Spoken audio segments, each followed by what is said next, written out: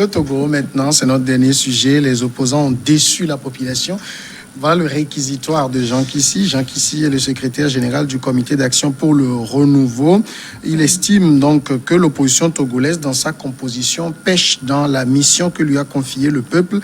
Jean Kissi n'est pas allé par le dos de la cuillère pour dénoncer les coups bas, la désunion et l'intérêt personnel qui ont manifestement désorienté la lutte pour la démocratie au Togo durant les 30 dernières années. Les opposants ont déçu la population en 30 ans de combat démocratique. Nous ne sommes pas parvenus au résultat escompté, a reconnu Jean Kissi. Germain Sossoué, est-ce que vous vous retrouvez dans le tableau que dépeint le secrétaire général du CAR? Vous savez, lorsque vous êtes un acteur politique et que vous voulez faire véritablement de la politique, excepté la façon dont les gens sont rentrés en politique en 90, vous ne pouvez pas venir en politique sans savoir pourquoi vous voulez devenir un acteur politique. Normalement, pour être un acteur politique, vous avez un projet de société. Ce que vous voulez voir, comment vous voulez voir votre pays se transformer à partir des constats que vous avez à faire. Et à partir de là, vous faites un programme. À partir de là, voilà ce que je vais faire. Et donc, c'est sur la base de ces objectifs-là que, par bilan à mi-parcours, vous pouvez savoir si vous avancez, oui ou non. Donc, il s'est fait que au Togo, la particularité du Togo, c'est que, comme dans beaucoup de pays africains, les pouvoirs que l'opposition a eu à contester et dont nous avons accompagné, ce sont des pouvoirs qui ont fait pendant des années, c'est des pouvoirs du parti État. Et donc, quand on est rentré en démocratie, bien entendu, il y a des paramètres qui n'ont pas été pris en compte. Notamment, par exemple, former par exemple des militants qui comprennent véritablement ce que l'enjeu politique, avoir des programmes de société, ça n'a pas été véritablement les objectifs. Et puis, avoir souvent la possibilité de se remettre en cause. Tout ça n'a jamais été dans les actions de l'opposition togolaise. Bon, oui, à un moment donné, certains des groupes auxquels moi j'ai appartenu, nous avons sonné nous avons fait des sonnets dans l'air en disant voilà. Et nous avons même souhaité qu'il y ait ce qu'on appelle les états généraux de l'opposition togolaise. Ça permet de se remettre en cause et de voir. Donc effectivement, oui, ce que M. Jean Kissi dit aujourd'hui au effort, avec le mouvement Génération Togo, nous l'avons dit depuis.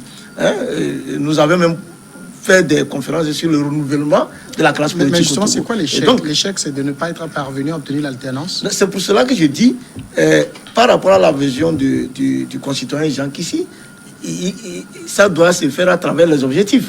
Donc moi, ce que moi j'ai constaté, pourquoi moi j'ai été vraiment déçu, c'est que, oui, pendant les 30 ans, il a été dit que beaucoup de jeunes, que ce soit tous les pouvoirs politiques ont estimé que les jeunes allaient avoir la possibilité d'apprendre l'exercice du pouvoir, que ce soit les gens du pouvoir ou de l'opposition.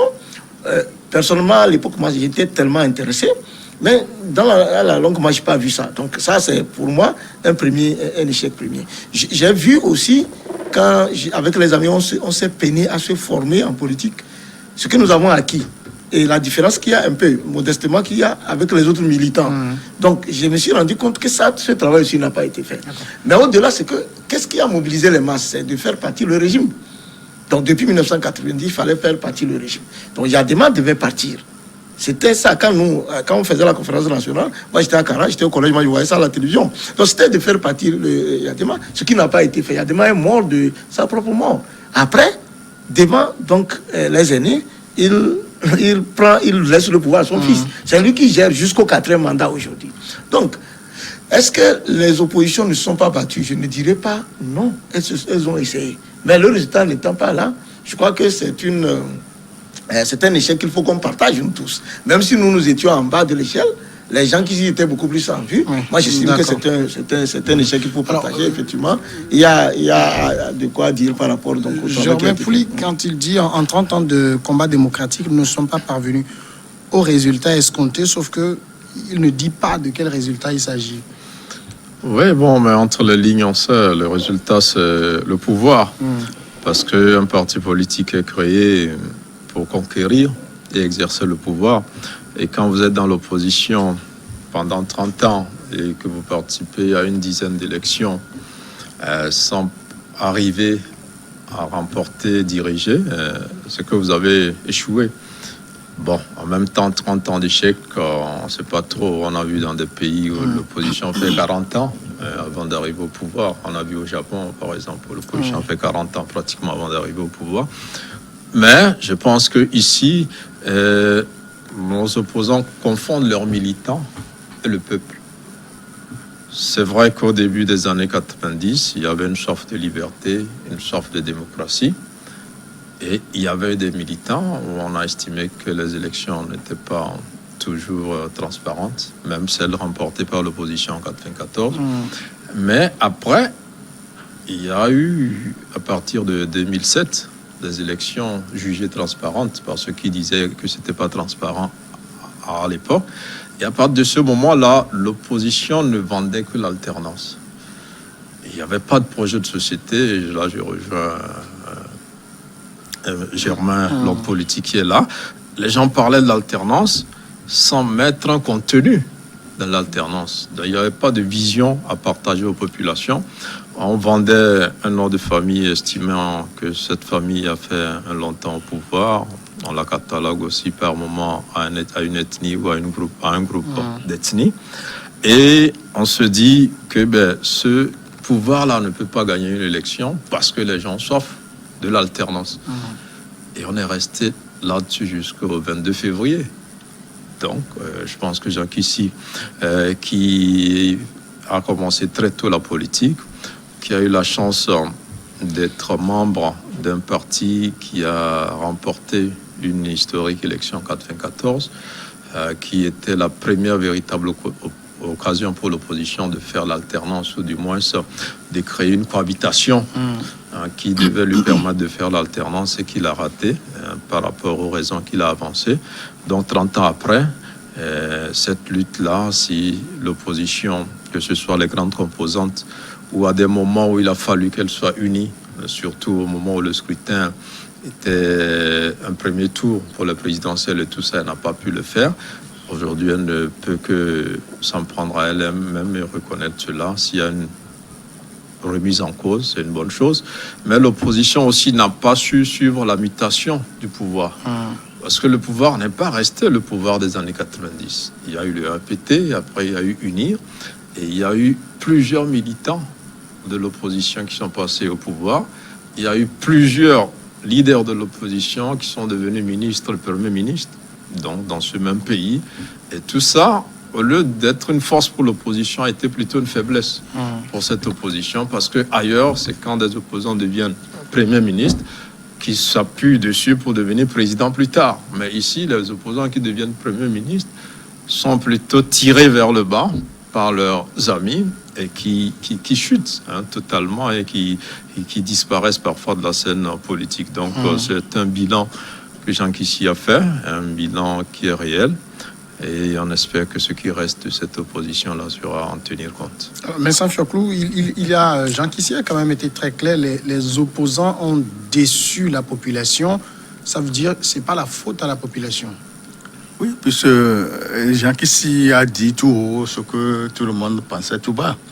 Parce que dans les années 90, l'ardeur qu'il y avait eu à Lomé, après la conférence nationale, le premier gouvernement Kofigo, le travail que ce gouvernement a battu. Et en fin de compte, nous avons appris que tous ceux-là qui étaient à la primature ont laissé l'objectif, le Togo d'abord, pour leur propre poche, ce qui a entraîné des divisions.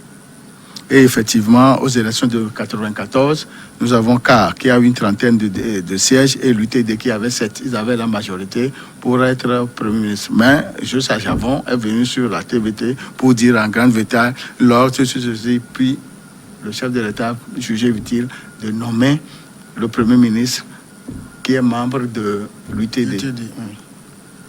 On a continué d'autres élections et c'est en 1996 que le chef de l'État a repris réellement le pouvoir, nommant le Premier ministre Koulché.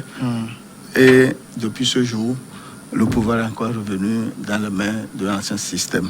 Si Jean Kissi est arrivé à faire ce bilan, moi je lui jette des fleurs. Qu'au moins, lui, personnellement, il est sur le pas de Fulbert Atisso, qui a reconnu que dans l'opposition, ils ne parlent pas d'une même voix. Ils n'ont pas une stratégie commune. La population, dans les années 2017-2018, ont battu le pavé. La population a battu le pavé dans ce pays pour les soutenir. Mais malheureusement, le résultat n'est plus là. En 2018, ils ont dit qu'ils forment la coalition pour les élections législatives. 2019 pour les municipales. Tel n'a pas été le cas. Pour l'élection du 22 février, unicité d'action, candidat unique, tel n'a pas été le cas. Et on ne peut plus s'en prendre au pouvoir en place. Et il ne faut pas oublier non plus que quand on a un parti politique, ce qui donne la force, c'est les militants de ces partis qui donnent la force. Il y a certains partis qui n'ont pas assez de militants. Or, en matière d'élection, c'est le vote. C'est le vote, c'est les militants qui votent pour leur candidat. Ce qui veut dire qu'aujourd'hui, quand on parle de vote, on a le parti au pouvoir qui a ses militants et d'autres qui viennent se greffer sur ces militants-là qui font que le parti gagne toujours. Et un des slogans du parti au pouvoir, quand on gagne, on gouverne. Et c'est pourquoi il gouverne. Mais l'opposition dit que c'est des victoires tronquées. Hein. Des victoires tronquées, volées. Volées. Est-ce que cette opposition a une fois monté les preuves de ces fraudes? Dans d'autres pays, par exemple, en RDC, Faloula a montré les preuves. Et aujourd'hui, est-ce qu'un parti politique de l'opposition a montré une fois des preuves? Maintenant, quand Jean Kissi finit de faire ce constat, ça doit amener à quoi? À ce que ces opposants libèrent le plancher? Non, pas forcément. Par exemple, nous ne sommes pas dans cette démarche-là. C'est quand vous dites que, parce qu'au-delà du constat, c'est qu'il faut prendre les dispositions pour être meilleur que les autres. Donc, quand il fait le constat, j'estime qu'il doit avoir une suite. C'est-à-dire que ce que d'autres appelleraient la rupture, vous savez, quand nous parlons de la déception, ce n'est pas forcément le fait que l'opposition n'a pas réussi à faire partie du chef de l'État, c'est un paramètre très important. Mais vous allez voir que depuis 1990 jusqu'à aujourd'hui, à quelques exceptions près, ça fait 30 ans, les partis ont été toujours dirigés par les mêmes personnes. Jusqu'à présent, par exemple, certains, c'est après la mort que voilà, il faut changer. Ça aussi, c'est vrai que nous sommes penchés sur ça, on a cherché à comprendre pourquoi. Bon, voilà, on nous a expliqué que dans les partis en Afrique, souvent c'est les chefs des partis qui le font, on a accepté. Mais, comme on venait de le dire, c'est que il y a eu, depuis 1990 jusqu'à la dernière élection, en tout et pour tout, 6 élections législatives, 6 élections présidentielles, une seule élection locale que nous avions obtenue. Et au cours le long de ce parcours, il y a eu des rendez-vous que nous avions manqués. Vous savez qu'à part la parenthèse de 1990, c'est-à-dire après la conférence nationale, où beaucoup d'opposition, parce que c'était un gouvernement dirigé à l'époque par Kofigo, les opposants ont accepté de faire partie. Le reste du temps, oui, le reste du temps, participer au gouvernement. Il n'y avait que les opposants. Hein. Non, il y avait, il y avait le premier gouvernement Kofigo. Oui, bon, voilà. Donc, le reste des gouvernements qui se sont succédés quand il y a demain été, participer au gouvernement à l'époque, c'était comme une trahison. Alors que quand aujourd'hui vous voulez devenir un homme d'État, comme nous parlons des Bakayoko, tout ça là, mais si vous voulez être chef de l'État demain, la moindre des choses dans votre carrière politique, c'est que je veux être par exemple conseiller municipal. Après, il faut faire l'effort pour devenir député. Vous devenez député, mais si vous êtes compétent, être ministre, c'est pas forcément, c'est servir l'État, mais c'est se donner la chance de savoir comment le gouvernement fonctionne pour demain prétendre être chef de l'État. Donc, vous voyez, ce sont des stratégies, par exemple, qu'on n'a pas développées. Et je vais vous dire peut-être des choses que les gens, on ne dit pas. Quand on est politique, on ne dit pas. Mais je vais me permettre de vous le dire. Quand vous êtes un groupe politique et vous êtes à l'Assemblée, quand vous prenez la décision de quitter l'Assemblée, vous quittez l'Assemblée. Parce que vous protestez. Tout le monde, vous quittez l'Assemblée. Quand vous prenez la responsabilité de dire, vous boycottez, vous n'êtes pas à l'Assemblée, les conséquences, vous les payez sur champ. Mais un parti politique, normalement, c'est les militants qui cotisent. Dans la stratégie d'un parti politique, lorsque vous prenez les parcelles de pouvoir, cela vous permet davantage d'avoir l'ancrage, ce qu'on appelle les bases politiques. Mais ça va vous permettre d'avoir desservir l'État. Et en contrepartie, en servant l'État, vous avez, si ce n'est que, comment on appelle, si ce n'est pas des paix, c'est peut-être ce qu'on appelle les jetons qu'on vous donne, mais ça vous permet de maintenir le parti. Vous voyez. Et donc, si vous partez, politiquement, vous êtes absent dans une institution comme qui est l'Assemblée, qui est un ressort du pouvoir, vous partez, vous perdez l'estime, vous n'avez plus la possibilité politiquement de défendre vos opinions et vous perdez les moyens financiers. Je ne sais pas si vous comprenez. Oui. Or, vous avez besoin, en tant que parti, vous êtes un leader d'un parti, en servant la République, en contrôlant la République, l'État vous paie en tant que député. Mais l'argent là, ce n'est pas pour faire en sorte que les militants soient formés. Quand vous abandonnez tout, mais quelle est la stratégie pour évoluer? Donc, c'est autant de choses, de déceptions aujourd'hui qu'il faut en tirer. Ce que Jean Christie a dit, c'est une réalité. Aujourd'hui, c'est tellement courageux que les gens le reconnaissent, mais il faut aller au-delà des constats et voir véritablement, après les 30 ans, est-ce qu'il faut continuer par faire une politique qui n'a pas donné de résultats? Voilà, la question est là. Il y a même au niveau de la charte des partis politiques, selon la loi 91-04 du 12 avril, il y a des dispositions qui sont dans cette charte, qui ne sont jamais appliquées par les partis politiques de l'opposition. La formation, tout ça, et la... Non, même UNIR ne forme pas ces partis politiques. UNIR je vous ai dit, on a fait des études là-dessus. Fait des formations à ses militants.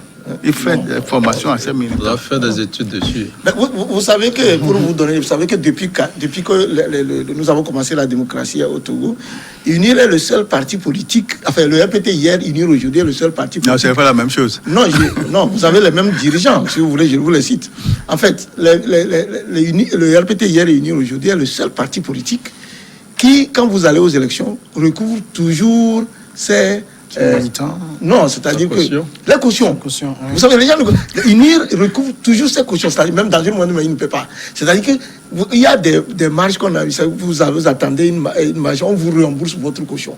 Ça veut dire que dans la pratique, les gens de l'opposition, vous allez vous déposer les cautions. Parfois, c'est UNIR prend ça pour faire la campagne, puisqu'ils savent qu'après, on vous les rembourse. Et à la fin, non seulement on les rembourse leurs cautions, ils prennent les postes ministériels, ils prennent les postes locaux. Et vous savez, c'est comme par exemple les locales, vous prenez 98,97% des maires sont de UNIR. Ce qu'il y a comme argent que les maires de UNIR vont amener au parti, c'est beaucoup. Et tout ça, ça sort du trésor. Donc ça veut dire que pendant 30 ans, nous avons perdu beaucoup de... Y compris même nous travaillons, mais sans se rendre compte, c'est que toute la manne revient à un seul parti qui était UNIR. Alors en même temps, est-ce qu'il est possible, quand on a fait ce constat, que les opposants ont déçu la population depuis 30 ans? Moi, j'ai appris en football que quand une équipe ne gagne pas, on la change. Est-ce qu'il est possible de faire ce constat et quand même que ces mêmes personnes continuent par se maintenir au devant de la scène? On ne peut pas, vu que les partis politiques sont des associations dont les membres choisissent librement de se regrouper pour atteindre certains objectifs, on ne peut pas, de l'extérieur, avoir un impact sur ces organisations-là. Mais nous avons vu aussi que depuis 30 ans, plusieurs partis politiques sont morts. On a vu l'UTD d'Edem Kodjo, qui est morte, qui est devenue CPP, un peu plus fatigué. Il y a le PDR de Zarif Fayaïba. Il y a la CDPA. Qui a obligé de se greffer un peu à UNIR avant d'exister. Voilà, il y a la CDPA qui est morte aussi depuis que Ninevi est rentrée au gouvernement. Aujourd'hui, qu'on a qu'une présidente qui s'est ressuscitée avec la C14, mais le parti, même ce n'est plus ça. On a vu le CAR aussi, qui en 1994 était le parti le plus populaire de l'opposition, qui se retrouve finalement avec 7 et 4 députés. Et le CAR qui a connu une scission aussi, avec la création des FDR. Le CAR n'est pas allé à cette présidentielle, on aurait pu voir un peu ce que ce parti représente encore. Et donc, il y a plusieurs partis qui sont en voie de disparition. Donc, ils disparaissent parce que... C'est de bonne guerre parce que la plupart des cadres et des militants quittent. Et donc, ça affaiblit le parti. Le renouvellement peut passer par là. On a vu l'UFC aussi, qui est en plein déclin avec la création de l'ANC. Et donc, tout ça va faire en sorte qu'une nouvelle génération d'hommes politiques émerge. Mais dans la philosophie, dans les idées, nous avons une opposition qui n'a pas d'idées. À part un Jerry Tama et un Nicolas Lawson, qui parfois est un peu surréaliste, on ne les sent pas sur des propositions. Ils ne sortent pas quand c'est chaud, ils ne donnent pas leur point de vue. Et donc, ils sont dans la contestation, les gens souffrent, il n'y a rien de bon, Union ne fait rien, il faut qu'ils partent l'alternance. Donc, aujourd'hui, ce n'est pas ça. Tous ceux qui arrivent présidents dans des pays, c'est parce qu'ils ont vendu quelque chose aux populations, qui se disent, ah tiens, si ceux-là viennent, probablement cette situation va changer. Mais au Togo, même les présidents de partis, vous entretenir sur le projet de société, c'est pas possible. On a vu pendant la campagne électorale des candidats dire, allez consulter mon projet de société, sans même être capable de le décrire en quelques lignes. Ça veut dire que c'est quelqu'un qui a écrit ça et dit c'est notre projet, il est incapable de l'expliquer. Donc nous arrivons aujourd'hui à une situation où les Togolais ne sont pas si idiots que ça. Au départ, ils disaient on veut le changement, mais il faut qu'il y ait un contenu dans ce changement. Et les acteurs qu'on a aujourd'hui dans l'opposition n'ont pas de proposition qui accroche. Et quand ils en ont, elles sont surréalistes. Et donc, tant qu'il n'y aura pas une nouvelle vague d'opposants qui viennent tenir aussi un certain langage de vérité, parce que ceux qui sont là ont assez menti au peuple, ils disent on fait ça, demain ils ne le font pas. Ils disent c'est comme on vous dit, on va faire partir le président, demain on ne le fait pas partir. On dit on va pas aux élections, on ne va pas, parfois on y va, parfois certains y vont, d'autres n'y vont pas, ainsi de suite. Et le résultat, c'est que le pouvoir se renforce et l'opposition s'affaiblit, est en train de disparaître. Donc on a besoin d'une génération d'opposants qui viennent avec les idées d'abord, avec les idées, et avec l'espoir qu'ils peuvent travailler pour le développement, parce que notre objectif, surtout dans nos pays, c'est pas tant la démocratie. On a la liberté d'expression, de réunion, on arrive à voter, mais après, il faut nourrir la population. Donc, c'est sur ce terrain-là que les populations attendent des propositions de la part de l'opposition. Pendant qu'elles disent le pouvoir ne fait rien, les populations voient quand même que ce pouvoir aujourd'hui essaie de faire quelque chose. L'opposition gagnerait à dire le pouvoir fait ceci, mais nous allons arriver avec tel moyen, nous allons faire mieux. Mais tant que vous dites que ceux qui sont là ne font rien, vous n'êtes même pas crédible. Parce que ceux qui vous suivent voient qu'il y a quelque chose qui se fait. Mais dites donc, il y a un problème d'idées au sein de cette opposition. On espère qu'il y aura une nouvelle génération qui va vendre des projets de projet. Est-ce qu'on peut... vous allez répondre rapidement parce qu'on va donner aussi les notes. Les vendredis, on attribue les notes. Est-ce qu'on peut totalement dédouaner la population qui, en même temps, veut peut-être quelque chose, mais quand on adhère à un parti, les responsabilités qui sont celles d'un adhérent, on ne les assume pas. On ne donne pas au parti les moyens de fonctionner. Oui, vous savez, en Europe et dans quelques pays en Afrique, les cotisations font vivre les partis. Or, au Togo, ce n'est pas le cas. C'est le président du parti qui débourse. Quand on fait le meeting, quand on va faire ceci, c'est lui. Quand il n'a plus les moyens, c'est comme ça. C'est pourquoi les élections, les campagnes présidentielles, d'habitude, on voit qu'il y a un peu une différence de moyens. Et aujourd'hui, après les élections législatives de 2018, la population a compris que les leaders politiques ne sont plus crédibles parce que cette population a voulu que les candidatures soient sectorielles et, par exemple, on donne ça à l'UFC, à ICI, mais tel n'a pas été le cas. Et le résultat, on le connaît. En dehors de ça, nous devons dire que on a besoin du renouvellement de la classe politique. Il faut que les présidents de partis fassent des élections en interne pour que d'autres aussi prennent la place pour mieux faire. D'accord.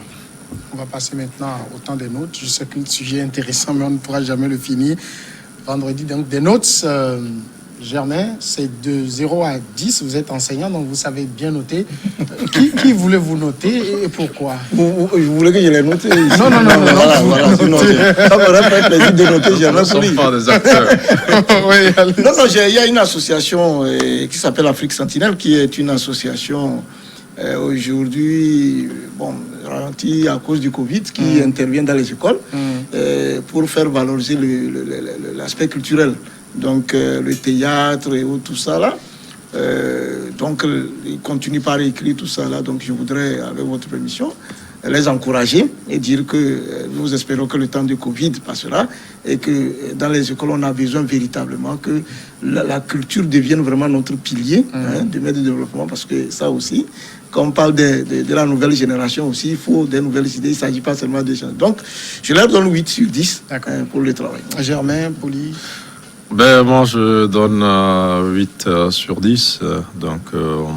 À la coordination qui se bat pour contenir la Covid dans notre pays, et surtout avec l'annonce de l'ouverture des aéroports du Togo. Dès demain.